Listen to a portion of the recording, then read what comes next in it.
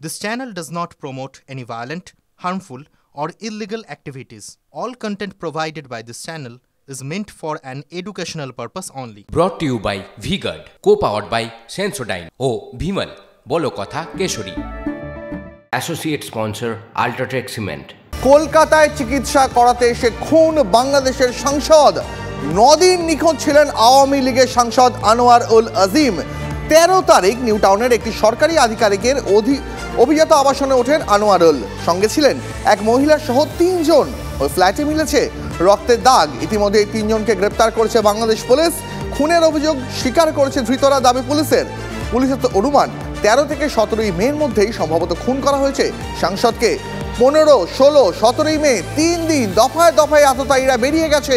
দেহের খোঁজে পুলিশ। বাবার খুনের বিচার চেয়ে সরব সাংসদের কন্যা।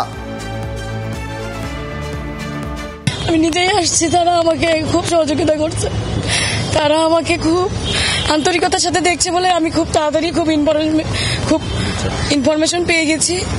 আমি আপনাদের কাছে সহযোগিতা কামনা করছি যে আপনারা আমার বাবার হত্যার বিচার চাই। আমি চিনি না কিন্তু আমি চিনতে চাই, এবং আমি হারুন স্যারকে আমি বলে এসেছি যে আপনি আইডেন্টিফাই করেন কেন এরকম হলো, কারণ আমি ল পড়তেছি, আমিও কিছু আইনের নিয়ম জানি। আপনি ইনভেস্টিগেশন করুন, আপনি দেখুন তারা কারা, আমাকে চিনান, দরকার আমি চিনতে চাই, আমি প্রকাশ্যে তাদের মৃত্যু দেখতে চাই। আমাকে এভাবে এদিম করে দিল। কলকাতায় একজন সাংসদের রহস্য মৃত্যু। টিভি9 বাংলা এই খবরে প্রতি মুহূর্তের আপডেটে নজর রেখেছে আমাদের প্রতিনিধিরা। গ্রাউন্ড জিরো থেকে এই ঘটনা রিপোর্টিং করছেন। এই মুহূর্তে আমার সঙ্গে আমার 2 সহকর্মী রয়েছেন। আমার সঙ্গে রয়েছেন সিজার, আমার সঙ্গে রয়েছেন সুজয়। আমি প্রথমে সিজারের কাছে যাই। সিজার, বাংলাদেশের সাংসদ কলকাতায় এসে দিনের পর দিন নিখোঁজ, তারপর আচমকা তার দেহ উদ্ধার। অনেকগুলো তো লুজ এন্ড রয়েছে এই গোটা ঘটনার মধ্যে।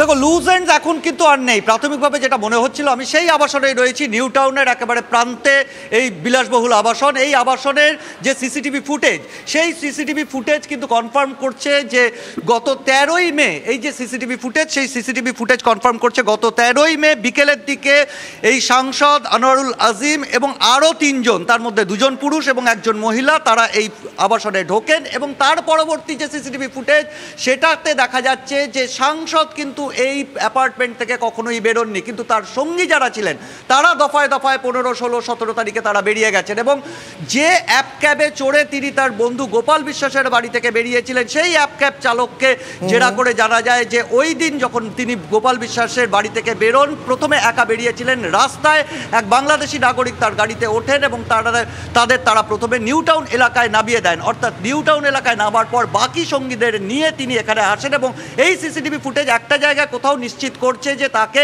অ্যাবডাক্ট করা হয়নি, তিনি স্বইচ্ছাতে এসেছিলেন। এবং সেখান থেকেই মনে করা হচ্ছে যে যাদের সঙ্গে তিনি এসেছিলেন তারা পূর্ব পরিচিত, এবং এই পূর্ব পরিচিতদের হাতেই তিনি খুন হয়েছেন। এবং সেই সিসিটিভি ফুটেজ দেখে বেশ কয়েকজনকে রাজ্য পুলিশ আইডেন্টিফাই করে এবং ট্র্যাক করতে গিয়ে দেখা যায় তারা কিন্তু দেশ ছেড়ে পালিয়ে গেছে। এবং সেই সূত্র ধরেই ঢাকা পুলিশ কেরানীগঞ্জ এলাকা থেকে, ওয়ারি এলাকার কেরানীগঞ্জ থেকে 3 জনকে গ্রেপ্তার করেছে। তার মধ্যে একজন হচ্ছে আমানুল্লাহ, এবং সে তার যে কনফেশনাল স্টেটমেন্ট, সেখানে সে খুব স্বীকার করেছে খুন করা হয়েছে। এবং আরেকটি সার্কামস্টেন্সিয়াল এভিডেন্স কি, এই অ্যাপার্টমেন্টের মধ্যে বেশ কিছু রক্তের দাগ পাওয়া গেছে। তার পাশাপাশি আরও কিছু জোরালো পারিপার্শ্বিক তথ্য প্রমাণ পাওয়া গেছে, যেখান থেকে মনে করা হচ্ছে 13ই মে থেকে 17ই মে এর পাশাপাশি বাংলাদেশের স্বরাষ্ট্র মন্ত্রক তারা তো পরিষ্কার দাবি করছে যে খুন করা হয়েছে এই সাংসদকে।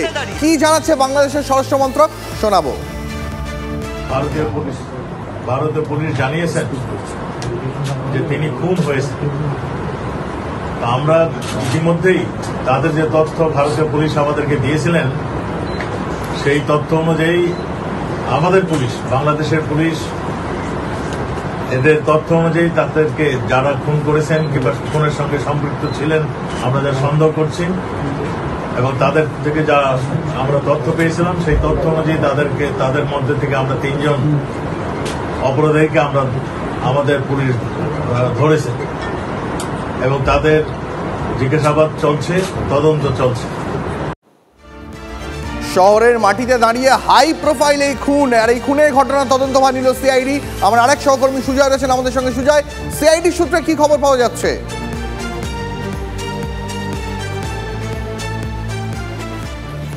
একেবারে দেখো, যেটা নতুন আপডেট দিতে চাইবো যে এই বাংলাদেশের সাংসদ খুনের ঘটনার তদন্তভার এবার নিল সিআইডি। রাজ্য প্রশাসনের তরফ থেকে সিদ্ধান্ত নেওয়া হয়েছে এবং ইতিমধ্যে তদন্তভার সিআইডির হাতে তুলে দিয়েছে। আর কিছু সময়ের মধ্যেই এই আবাসন, এই যে বিলাসবহুল আবাসন যেখানে তাকে খুন করা হয়েছিল, সেই আবাসনে ফরেনসিক বিশেষজ্ঞরা এসে পৌঁছাবেন এবং ফরেনসিকের মূলত বায়োলজিক্যাল এক্সপার্ট তারা এসে পৌঁছাবেন। তার কারণ এই ঘটনার ক্ষেত্রে, অর্থাৎ খুনের ঘটনার ক্ষেত্রে তদন্ত করতে বায়োলজিক্যাল এক্সপার্ট অত্যন্ত গুরুত্বপূর্ণ। অর্থাৎ কোথায় কোথায় রক্তের দাগ রয়েছে, রক্তের দাগটি কার সেটা চিহ্নিত করা, কতজন ব্যক্তির উপস্থিতি ছিল সেখানে, কোথাও ফিঙ্গারপ্রিন্ট, কোথাও ফুটপ্রিন্ট পাওয়া যায় কিনা সেটা দেখতেই মূলত ফরেনসিকের বায়োলজিক্যাল এক্সপার্টদের নিয়ে আসা হবে। একই সঙ্গে যেহেতু তদন্তভার সিআইডির হাতে তুলে দেওয়া হয়েছে, সিআইডির তরফ থেকেও কিন্তু ইতিমধ্যেই একজন ডিআইজি তিনি ঘটনাস্থলে আসার কথা, তেমনটাই আমরা সিআইডি সূত্রে জানতে পারছি। তিনি এবং তার সঙ্গে যে হোমিসাইড শাখার অফিসার, তুমি আপাতত পরিস্থিতির উপর নজর রাখো।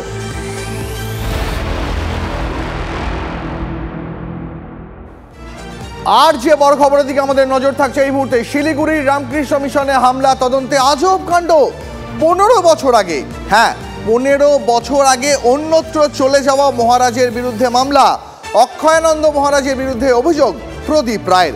অক্ষয়ানন্দ মহারাজ 15 বছর আগে জলপাইগুড়িতে থাকতেন। নথি যাচাই না করেই তার বিরুদ্ধে মামলা দায়ের করেছে পুলিশ।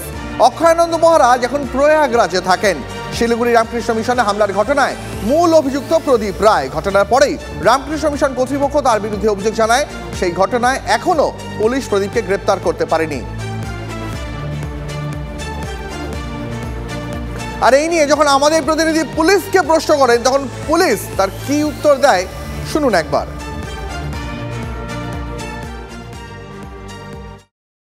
এই যে মামলাটা আপনারা করলেন, এটা তো জামিন, অ্যাডভান্স জামিন হবে না। এমন একজন স্বামীজির বিরুদ্ধে মামলা করলেন যে 15 বছর আগে এখান থেকে চলে গেছে, মিথ্যা এফআইআর করা হলো। পুলিশ কিভাবে মামলা করলো, কেন করলো? রামকৃষ্ণ মিশনকে হেনস্থা করছে আপনার পুলিশ। আমি এটা প্রথমেই আপনাদেরকে বললাম যে বলতে পাউন প্রথমেই আমি আপনাদেরকে বললাম যে আমি প্রথমেই এই ব্যাপারে বলে নিলাম আপনাদের। কি বলে দিলেন? একজন স্বামীজি বছর 15 আগে চলে গেছেন, তার বিরুদ্ধে মিথ্যা মামলা হলো, আপনার পুলিশ মামলা করলো। অভিযোগ উঠছে টাকা খেয়ে মামলা করা হয়েছে। রাজনৈতিক মহল সোচ্চার হচ্ছে নিন্দায়, শহর জুড়ে ভক্তরা নিন্দা করছে। পুলিশ করছেটা কি? পুলিশ তো আইনে শাসন করবে। আপনি চেয়ারে বসে আছেন, সুকিডিয়া হয়ে বলছেন মিথ্যা মামলা প্রদীপের। আপনার থানা ওই অভিযুক্তের বয়ানের ভিত্তিতে মিথ্যা মামলা হলে আমরা যেটা মিথ্যা হবে অ্যাজ পার ল আমরা ব্যবস্থা নেব, সেটাও আইনানুগ ব্যবস্থা হবে। আচ্ছা, এমনটা কি সত্যি সত্যি করা যায়? কি বলছেন প্রাক্তন পুলিশ কর্তা অরিন্দম আচার্য, শুনুন। খুব নক্কারজনক। আমি কালকেও দেখলাম, যেহেতু আমি শিলিগুড়িতে চাকরি করেছি, যে সেবক রোডের জায়গাটা এটা প্রচুর কোটি কোটি টাকা দাম। এখন এটা উদ্দেশ্য হচ্ছে গিয়ে দখল করা। কিন্তু আপনি আমাকে বলুন না যে যদি কিছু হয় তাহলে সেখানে বিএলআরও আছে, অ্যাডমিনিস্ট্রেশন আছে, নানা রকম পন্থা রয়েছে। Administrative point of view they will take the action. কিন্তু তাদের কি করে অধিকার হলো যে এরকম ভাবে অ্যাটাক করে দেওয়া? এখন দেখুন, এটা তো সম্পূর্ণ দ্বিচারিতা না। ধরুন আমি এখানে অফিসার ইনচার্জ, আমি তোকে ডিটেন করিয়ে দেবো যে তুমি তো এফআইআর নেম অ্যাকিউজ, তোমাকে রিলিজ করা যাবে না। অতএব এখানে যদি কেস হয় তাহলে কেস হবে, কাউন্টার কেস হবে। রাজ্যে ভোটের প্রচারে এসে অমিত শাহ, কেন্দ্রীয় স্বরাষ্ট্রমন্ত্রী, তিনি এই বিষয়ে কি প্রতিক্রিয়া দিয়েছেন শুনুন। ममता बनर्जी ने कहा ये सन्यासी जो है हमें हराने का काम कर रहे हैं। भारत सेवाश्रम संघ, रामकृष्ण मिशन, इस पर आरोप लगाया। अरे ममता दीदी, भारत सेवाश्रम संघ न होता, स्वामी प्रणवानंद न होते, तो हमारा बंगाल आज बांग्लादेश में होता। स्वामी प्रणवानंद जी ने बचाया। चुनाव जीतने के लिए त्यागी तपस्वी सन्यासियों पर हमला करने का काम बंद करो, आपको वैसे भी चुनाव नहीं जीतने वाली। Brought to you by V Guard, co powered by Sensodyne ओ भीमल, बोलो कथा केशरी। Associate sponsor UltraTech cement.